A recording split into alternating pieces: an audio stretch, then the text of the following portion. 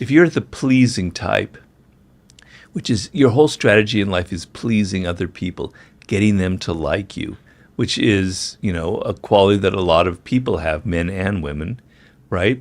It doesn't come from a place of security. It comes from a place of deep, deep insecurity. You don't understand really who you are, and so you can't control it. And so you're always trying to please people. And when we can smell people's insecurities. And when it comes to like seduction between men and women have a sixth sense of they can smell an insecure man, right?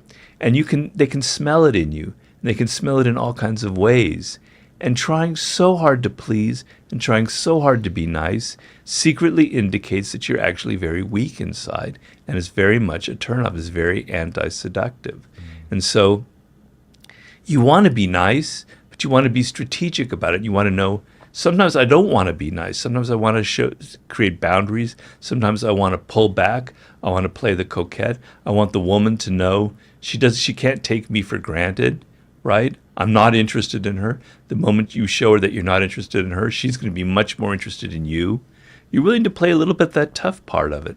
You're in control. You're strategic. You know when to use absence and when to use presence, when to text them and call them, and when to disappear for a week or so and make them feel like they don't, they can't take you for granted.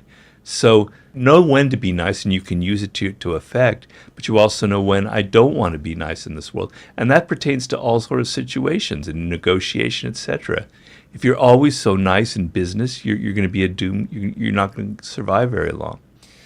I come at this from a evolutionary perspective. Yeah. And so the reason, because I was so bad with women for so long and then figured out how to quote unquote play the game, and it worked literally on a dime from one day to the next, I could not be successful with women I felt like within my sexual market value. Let me not oversell this, but within my sexual market value, I could be successful sort of when I wanted to be.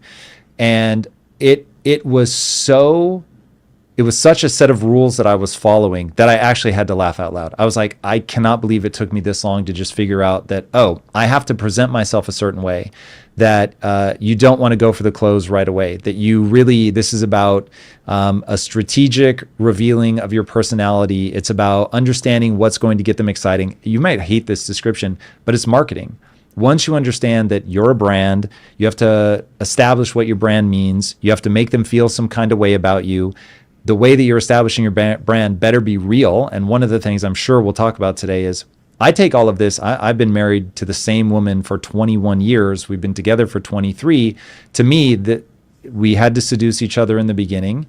And then at some point, that becomes a deep, long-term pair bond, which is a totally different game. And I really hope everybody can get good at both games, because that's really how you end up having an amazing love life that will ride with you through the ups and downs. But seduction is real. People need to stop pretending that it's not. From my perspective, this is based on evolution, that women, and it's interesting because I think you push back a little bit on looking at the 30,000 foot view of men and women. I'll make a case for it. If you hate it, tell me you hate it. But here's my case. There's a quote, I forget who it's by. Forgive me, whoever said this. This is a paraphrase. Any individual woman is a mystery, but taken as a whole, they're a mathematical certainty. It was technically said about men, but you get the idea. And that makes sense to me. And so you're right. Like ultimately, I had to figure out my wife. I didn't just have to figure out women as a general thing. I had to figure out my wife. But every time I think of my wife as thinking like me, I can't predict her behavior. The second I lump her in the mathematical certainty of women are like this, then I'm way closer to being able to predict her behaviors. And so I think it's very important to understand the distinction between how men think and how women think, what we fantasize about, how we approach sex, what we think of as seductive. Okay, but you're not going to get that from a book. So you can read all of the facts about this is how women think, et cetera, et cetera. The best way to do that is by observing them. So if you pay attention to the person that you're trying to seduce, if you start paying attention to women as young at the earliest possible age, you will see these qualities in them. You will see the fact that they are interested more in stories, that they don't want to feel like it's just about sex and you're in a hurry to get them to that point. These aren't great mysteries that you need to read from a book. It's pretty clear if you pay attention, right? So I just want to get men out of the mode because we are so goddamn analytical. It's such a problem that reading a book, reading a text, having algorithms is the only way we can think. Get the fuck out of there and pay attention to the person. Develop your mirror neurons. Develop your observational skills. Develop the human part of you that observes, that feels what the other person is feeling. If you depend so much on things that you've learned from the art of seduction or from a book, it's going to make you a bad seducer. But to the degree that you can click into those human qualities that we all possess, where you sense the emotional tone of the other person, you sense what their vulnerabilities, you sense what they're missing in life. Yes, maybe 60% of women are missing a similar thing that there are patterns to. And maybe reading about it can kind of click that into you. Okay, fine, I'm not going to say that that's all bad. But the main thing you want is to be getting out of your head and into your emotions and into observing and into feeling what the other person is feeling and not being so head-oriented and not being so analytical, you know? That, I think, is the main problem that a lot of men face. It's really interesting. My experience was I needed to understand it analytically because I didn't have the intuition for it.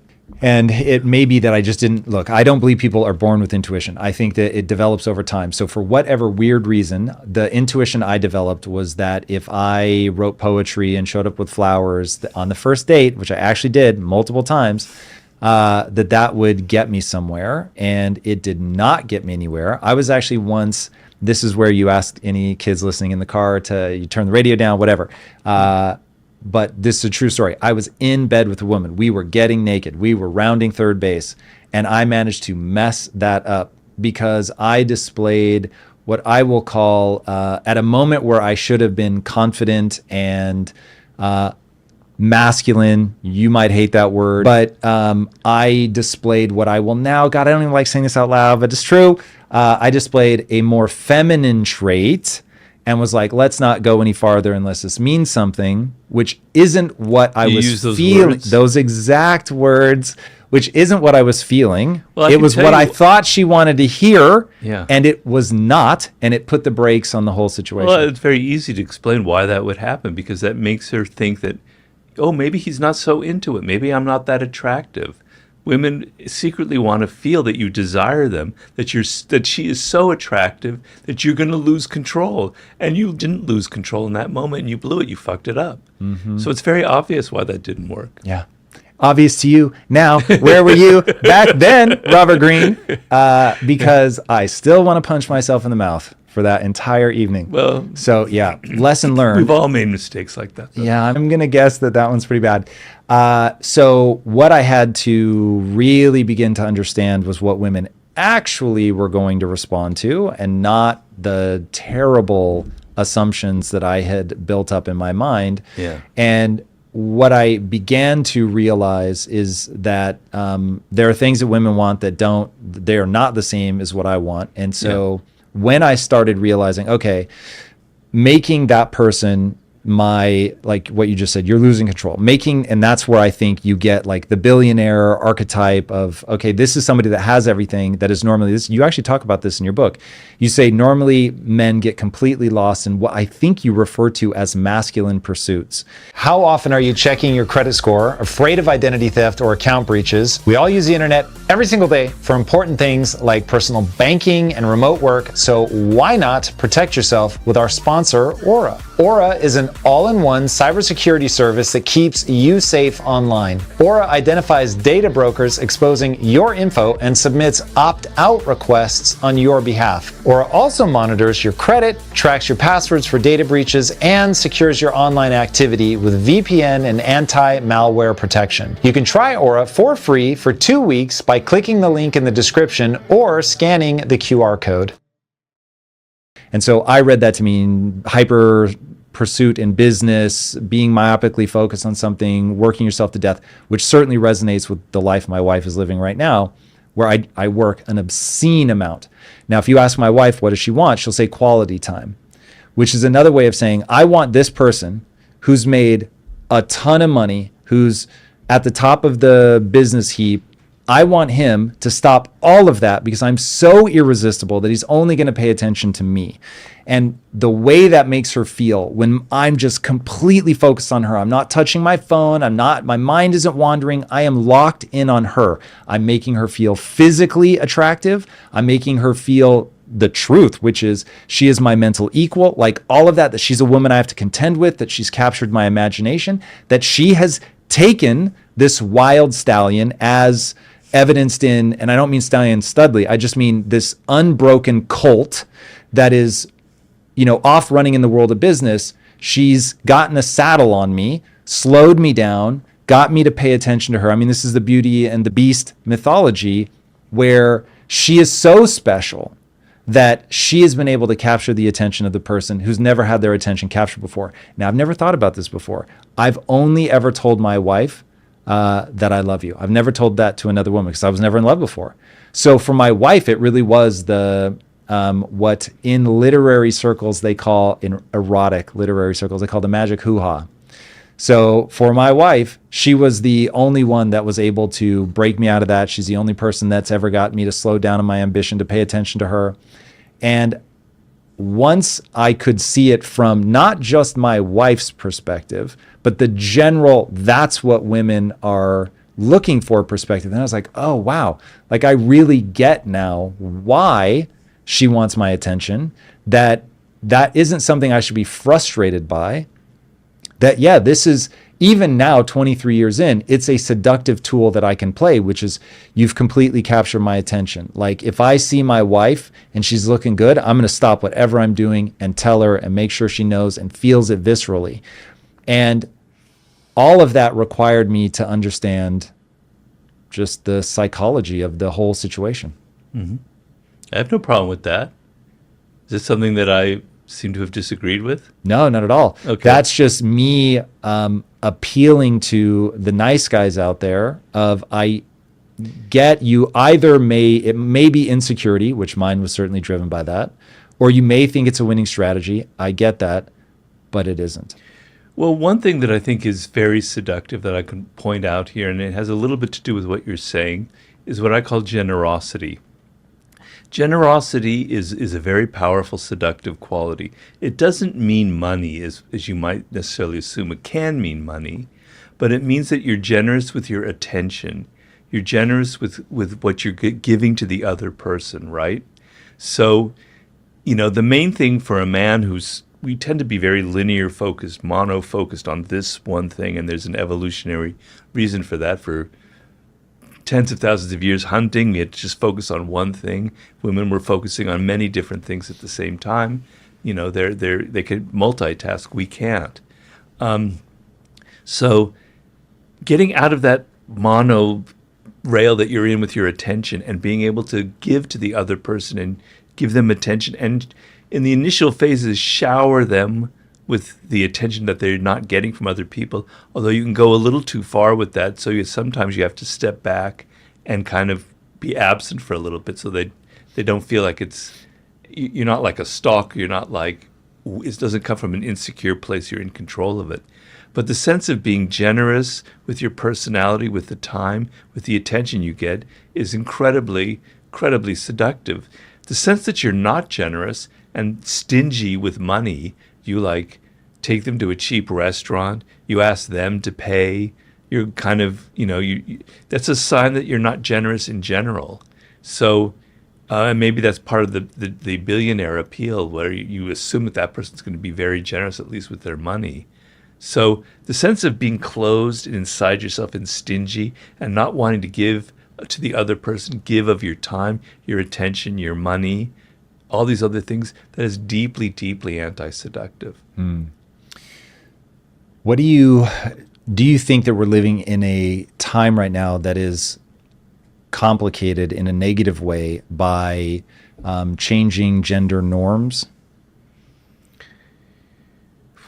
Well, I don't know if I want to get into that hornet's nest, but in seduction, I make it clear, and I made it clear in my Human Nature book, that we're a mix of qualities, that nobody is completely masculine and no woman is completely feminine. Men have feminine qualities. Women have masculine qualities. Some men have more feminine qualities than masculine. Some women, we're a mix. It's a chemical thing, and there's no way to predict that, right? And it's always been that way. But there's ways that kind of element of androgyny, for instance, can be very, very seductive and very powerful if you know how to use it, right?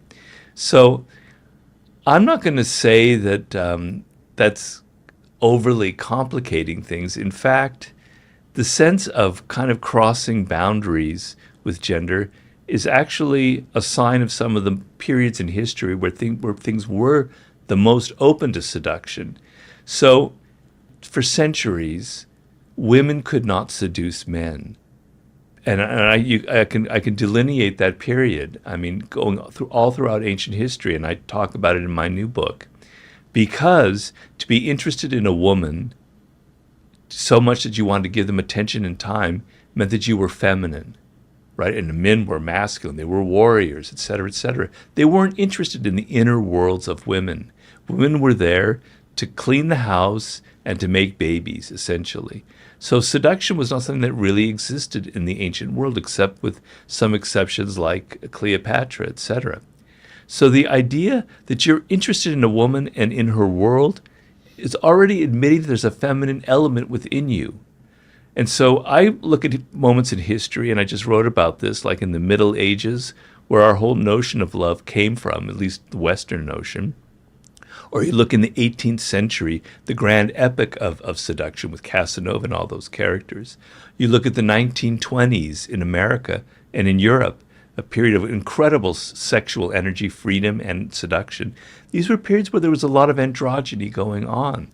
So I don't necessarily think that that's something that's going to limit the seductive qualities and the energy that's in the atmosphere. I think what's hindering us is not the gender norms. It's more our kind of defensiveness, our closed spirit, our desire to be completely in control of our circumstances by withdrawing into our egos and being afraid of being hurt, being afraid of being wrong, being afraid of not being strong, et cetera, et cetera. I think that has a more inhibiting factor on seduction in the world. Why do you think young people are having so much less sex right now? Well, for men, a lot of it has to do with porn. I mean, I'm not sure. I'm not a scientist. I'm not a sociologist, but that would be my estimation. Where, first of all, they're having a lot of sex virtually. And second of all, their idea of sex and what is pleasurable and what a woman should be like comes from those ideals in pornography and the look, et cetera, et cetera. And so it's not as much of a need for them, et cetera, to kind of physically, we've become much more virtual in how we get pleasure in life. Also, I think there's an element of fear, as I said. I mean, young people have grown up in these periods of massive economic instability. They've had to deal with the '08 collapse, with the pandemic and everything that's happened there. So they've had to deal with circumstances that are very powerful and that are going to make them anxious, as well as all of the helicopter parenting that many of them had to live through. So they're filled with much more anxiety right now than I think in my generation. And that anxiety makes you want to kind of retreat into your own inner world. And having sex, at least for a man, and you can probably relate to this, it's a feeling of it's almost like too much. You're almost like weak afterwards. You're almost like afraid of it. You're afraid of the power that a woman has over you, right? You obviously get over that very quickly and you deal with it. But there's an element of fear involved. And especially when you're an adolescent, especially when you're younger. And so I think the levels of fear and anxiety that young people are having in the world, and rightly so, I don't condemn that for that, is probably why there's less physical, sexual, and psychological interactions with members of the opposite sex. Yeah, I think it's inevitably going to be a very complicated issue. And like you, I'm not a scientist, but I am always willing to talk about things that I know nothing about, just to walk people through how I think about a problem. So looking at it, I think that a big part of the problem is what you're talking about with insecurity. I think that the way the world is set up right now, whether it's pornography, whether it is a society that's really spent the last several decades telling men that their masculine impulses are bad, and for better or worse, I think that male sexuality is tied up in power, and I think sex itself is dances around power dynamics. It's one of the main things in female erotica is power dynamics. And you want to dive into a hornet's nest, like power dynamics. People get real weird about this subject. But with all of that, if men are either because the economy is weird and they're not able to get on the property ladder and they've got, $180,000 in debt and they don't feel like they're going anywhere and they're lost in a sense of hopelessness, they have easy access to pornography, they're just not feeling powerful. And if they're not feeling powerful, then they're going to struggle to feel confident in the bedroom. And just to really put it all out there, I think a guy has to feel confident and powerful, not in a weird, like I'm a dominant way, but strong and confident and rooted in his body and feeling good about himself to get and maintain an erection. Like, you're not going to see a lot of people who are insecure, scared, sporting erections. Those are sort of flip sides of the same coin. Unless they take a lot of Viagra or something. I guess, but do you really think? I don't know. Like, I would be surprised. It just, that puts you in, and also just bodies, right? So diet and nutrition now are so horrible that I have to imagine a lot of people are just physically not in a place where they're feeling good about themselves. You wrap that all up and you get to what I'm sure is the tip of a very large iceberg that I've grossly oversimplified. But No. I think you touched upon a point that's very valid. I didn't touch upon it. I think is very true. Is that it's not a good time to be a man right now. It's very confusing. Our role models are very mixed up. We don't really know what is a positive virtue for a man. We think that we look at somebody like Andrew Tate as possibly an icon. At least a lot of young people do, which I don't at all. I think it's really gross and vulgar and full of all kinds of insecurities, a man like that. A kind of an icon, sort of a sense of strength from either a political figure, a leader, or an actor, or anything that used to be in the culture. We don't really have that. And men are seen as something kind of ugly in our culture. It seems like ugly energy that comes from men. And every time I read the newspaper, I see that kind of slant on things.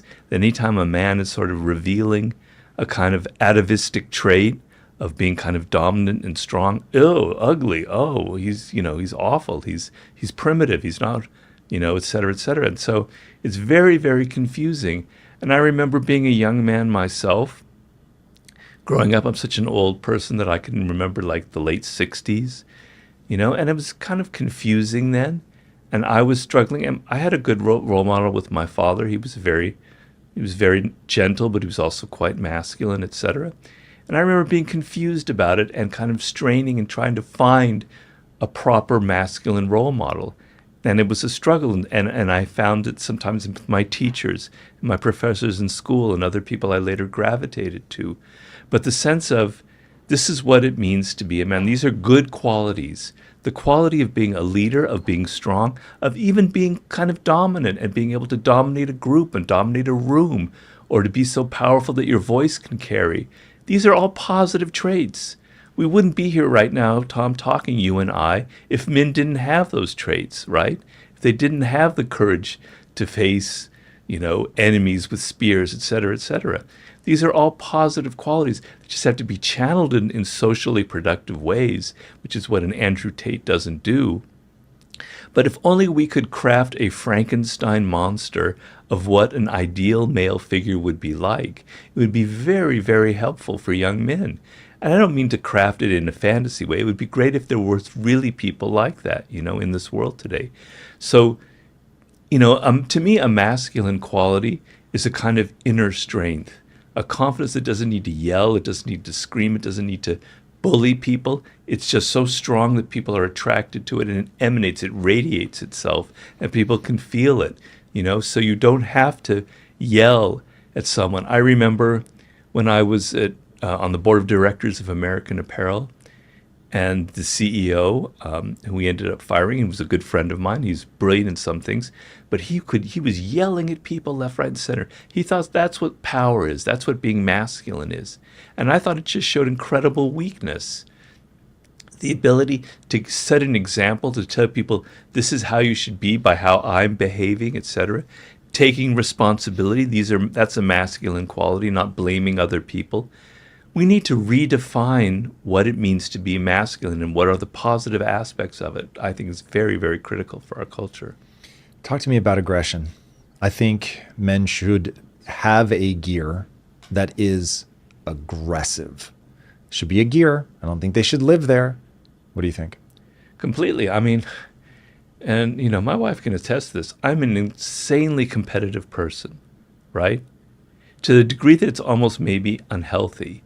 Right? So like I'm bicycling up a hill and people pass me. God damn it, you can't pass me. I'm going to pass you, even though right now I can't because I'm physically weaker. I'm still trying to do that on my stupid recumbent bike, etc. I'm very, very competitive.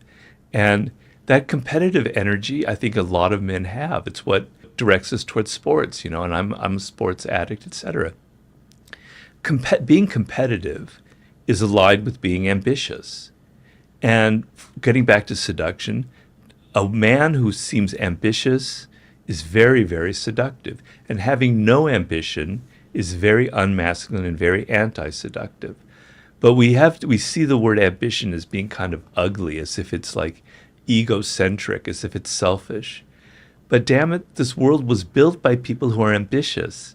They created it, right? You wouldn't be here. You wouldn't have the internet. You wouldn't have all your little tools that you whine and complain about if it weren't for people who were incredibly ambitious. Ambitious people have created the world. So men have aggressive energy. It's the testosterone flowing through us, right? You can't repress it. You can't get rid of it. It's there. And how you channel it is the key. You can become very self-destructive. You can channel it towards violence. You can channel it towards pushing people around. Or you can say, I'm going to channel it towards being competitive, towards being the best person at what I'm doing. We talked, I think, last time I was here when I was talking about the human nature, we talked about Kobe Bryant, a man who had a dark side. He is so competitive to a degree where it could have killed him. It was just awful, and he acknowledges it. He channeled it into the basketball court, and it made him fantastic. It made him one of the greatest players ever. It's how you take that energy, that testosterone, that aggression, and what you do with it that's the critical factor. And that's where I think a lot of men are confused about it. For the people out there who believe that their life is boring and that they're wasting it, what trap have they fallen into, and what advice do you have for them to get out of that sense? Well, you were talking to me about, we were talking earlier about diet and problems with your health, and you're saying get at the root cause. So you have to get at the root cause of your boredom. And most often you're looking at it superficially. You're thinking, I just don't have enough stimulation in my life. I need to travel more. I need to get rid of my girlfriend or boyfriend and find a new relationship. My career is bothering me. I need to change jobs. That's the superficial way of dealing with the problem that's deeper. You have to look at yourself and you have to see the possible root causes of what is making you bored. A lot of it is the fact that you are looking for external stimulation, whereas looking inward and seeing who you are and what drives you and what your motivations are, what makes you different. You were talking about diet and how all the intricacies and how each person responds to foods differently, and it's very inexact science. Well, you are an individual and you have your own little weirdness, and everything about you is different, and you have all these little grains inside of you that react differently to things. You don't know who you are. You're alienated from yourself. You're alienated from your nature. You're finding career paths that don't suit you, just like I might be eating things that don't suit me. I'm sorry to keep going back to that. No. Right? You're involved with people that don't suit you. You don't know who you are. You don't know your core, your essence. You don't know what really excites you, what Abraham Maslow calls impulse voices. You have these little voices inside of you that are saying, I like this, I love this, this is what excites me. You're not listening to them. It's drowned out by social media, by your parents, by everybody else. So you don't know who you are. And because of that, you choose things that aren't right for you. And when you choose things that aren't right for you, you're not engaged emotionally. And when you're not engaged emotionally, you get bored and you get restless and you reach for, got to travel to Bali, got to start playing the guitar, I got to quit my job, I've got to go find a new, a model to start dating or whatever. You don't, it ends up like you do it, and for a week or two it's exciting, and then it doesn't lead to anything lasting, and then you're bored and you're restless and you go on to the next thing. It's exactly what I'm writing about right now in my book on the sublime. I'm just quoting the chapter I just wrote. I love that. So, I actually didn't, I know that you're writing about the sublime. I had no idea that it was about that specifically. I know. How could you know? True. And so in fact, I want the viewers to hear that I am desperate for your next book to come out. I really do think of you as a legend, man. Rereading the Daily Laws in prep for this, I am freaked out by how accurately you get a certain aspect of the human condition. So with that in mind, is it that people don't have the balls to look at who they really are? Is it just that things are getting drowned out and they don't know how to create the silence? Like, why is it so hard for people to understand themselves? Well, it's hard. And our default position is to take the path of least resistance about what is easy, So right now, and I should hardly talk, but people are extremely interested in drugs, right? In like psychoactive drugs, mushrooms. Trust me, I did a lot of that in my 20s. I have nothing against it, right? But you have the capacity in you to be continually high on life, to almost have a drug-like effect. We have these remarkable senses, our ability to pick up colors, et cetera, et cetera. You could be continually tripping. You don't need drugs. Your brain is wired for this kind of interaction with life. That doesn't feel true to me. So how do we tap into that? What am I doing because wrong? it takes effort.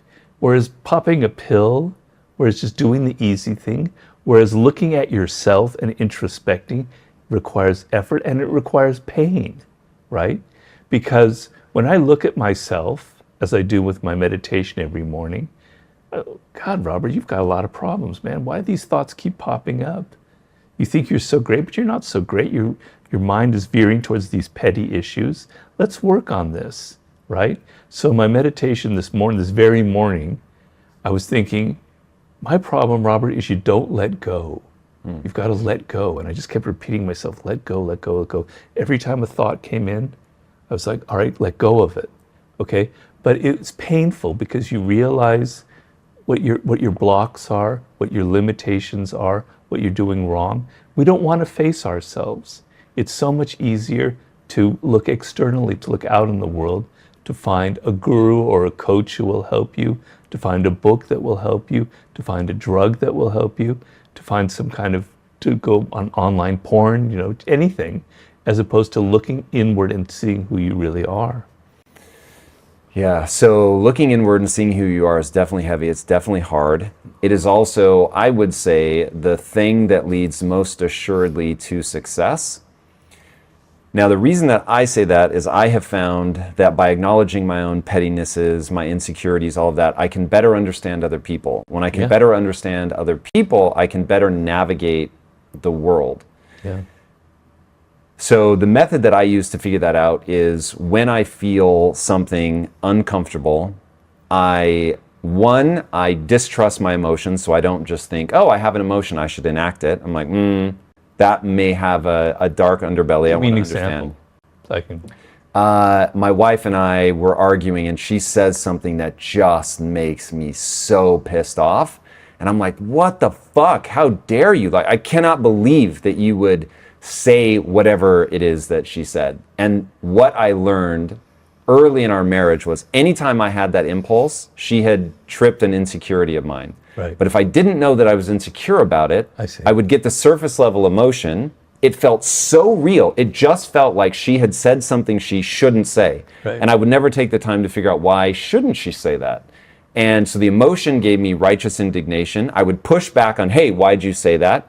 And never get into oh, I see, I'm super insecure about this thing, which is what's triggering the emotion. Right. It's what she and I call arguing about the tea. So you're at the surface level, going back to your early point, you stop at the part that's easy to identify. I am angry. Because I am angry, then I just do what the anger tells me to do, which is push back, shut her down, get her to take it back, whatever, rather than go, whoa, like, why does that bother me so much? But in understanding why it bothers me, then I'm like, okay, now I see this as an insecurity. So when I see somebody get angry at me, I'm like, oh shit, they're insecure about this. That's interesting. And so now let's drill into, and why are you insecure? I mean, look, there are certain conversations where you're never going to ask that, but it gives a lot more clarity, which is why I ask, like, I think it's that the reason people don't identify what's really going on inside of them is twofold. One, it takes a certain level of understanding about the human animal, just generically about the way emotions come about, etc. And then testicular fortitude to look at something and say, oh man, I'm not as cool as I wish I were. Yeah, right. So how do we get beyond that? Well, you don't have to read books about human nature or make it a study. Just look at yourself and you'll find out all that you need to know, right? You'll know that you have the flaws that you naturally think you see in other people. So I always find when people are particularly angry about some character trait in me or others, they're actually more often than not projecting. Unconsciously, they have the same trait. So, God damn it, that person's a narcissist. Well, you're not, that's your way of kind of hiding from yourself your own narcissism. So by looking at yourself, you're inevitably going to see your flaws and your limitations, which was the whole subject of the laws of human nature. We have these negative qualities built into the way we evolved as human beings, right?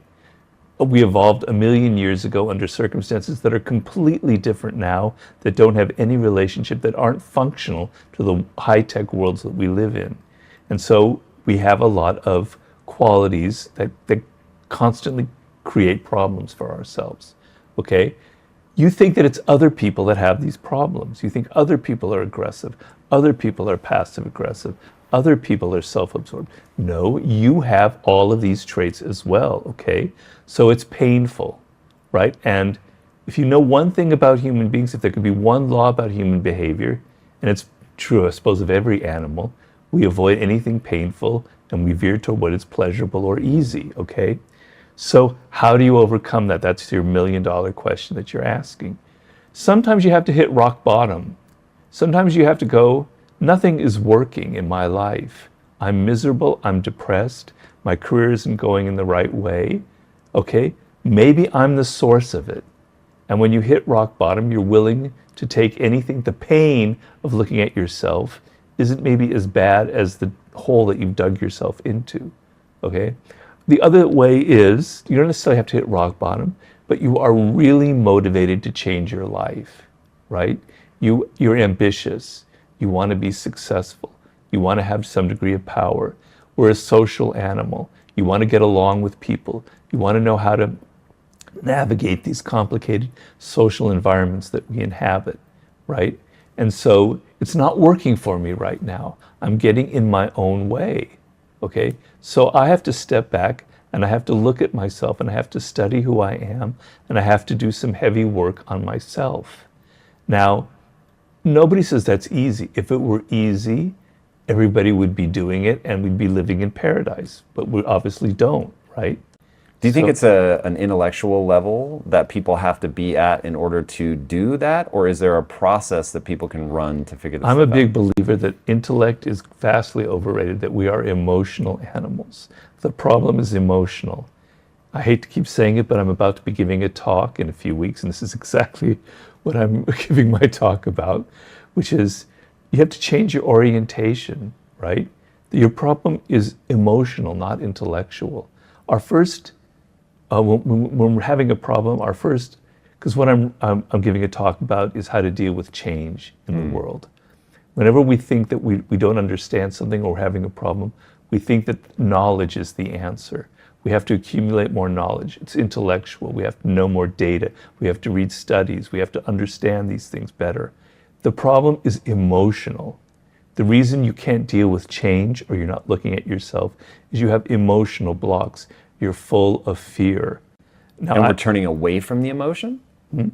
Is it that we're turning away from the emotion that causes the problem? Like, why is being emotional stalling people out?